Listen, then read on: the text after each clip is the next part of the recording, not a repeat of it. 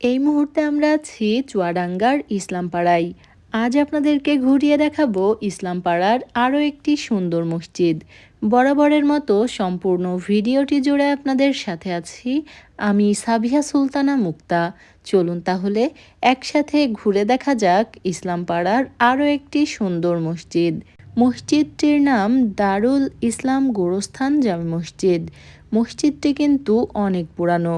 ইসলামপাড়ার এই মসজিদটি স্থাপিত ১৯৮৯ খ্রিস্টাব্দে, বাংলা ১৩৯৬ বঙ্গাব্দে এবং আরবি ১৪১০ হিজরিতে।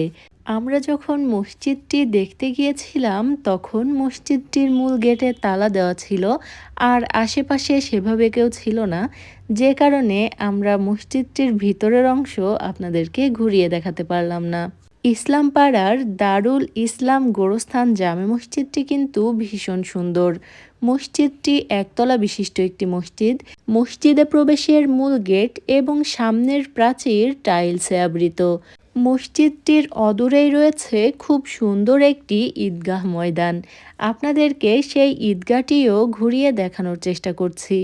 এই যে সুন্দর মসজিদটি আপনারা দেখতে পাচ্ছেন, এই মসজিদটি কিন্তু ইসলামপাড়ার একেবারে মাঝামাঝি অবস্থিত। চুয়াডাঙ্গার বড়বাজার থেকে বাগানপাড়া পেরিয়ে ইসলামপাড়া বটতলা যাওয়ার আগে হাতের ডান দিকে চিকন একটা গলি পথ চলে গেছে। সেই পথটি ধরে কিছু দূর এগিয়ে গেলেই চোখে পড়বে দৃষ্টিনন্দন এই মসজিদটি। এখন পর্যন্ত আমরা ইসলামপাড়ার ৩টি মসজিদ ঘুরে দেখেছি। ৩টি মসজিদ ৩ রকম, তবে ৩টি মসজিদই ভীষণ সুন্দর। এ পর্যায়ে চলুন আপনাদেরকে মসজিদ সংলগ্ন ঈদগাহ ময়দানে নিয়ে যাই। ঈদগাহ ময়দানটিও ভীষণ সুন্দর, তবে এখন কিন্তু কোনো প্রকার সাজগোজ নেই। কয়েকদিন পর হয়তো ঈদগাহটিও নতুন করে সাজানো হবে। এই যে গেটটি দেখতে পাচ্ছেন, এটি হলো ঈদগাহে প্রবেশের মূল গেট, তবে মূল গেটটি এখন বন্ধ রয়েছে। আমরা সামনের প্রাচীরের অংশ থেকে আপনাদেরকে সম্পূর্ণ জায়গাটি ঘুরিয়ে দেখানোর চেষ্টা করছি এবং ঈদগাহটি দেখানোর সাথে সাথে শেষ করছি আমাদের আজকের আয়োজন। আজ আপনাদেরকে ঘুরিয়ে দেখানোর চেষ্টা করলাম ইসলামপাড়ার আরও একটি সুন্দর মসজিদ এবং একটি ঈদগাহ ময়দান। আশা করি আজকের ভিডিওটি আপনাদের বেশ ভালো লেগেছে। আমাদের আজকের আয়োজন এ পর্যন্তই।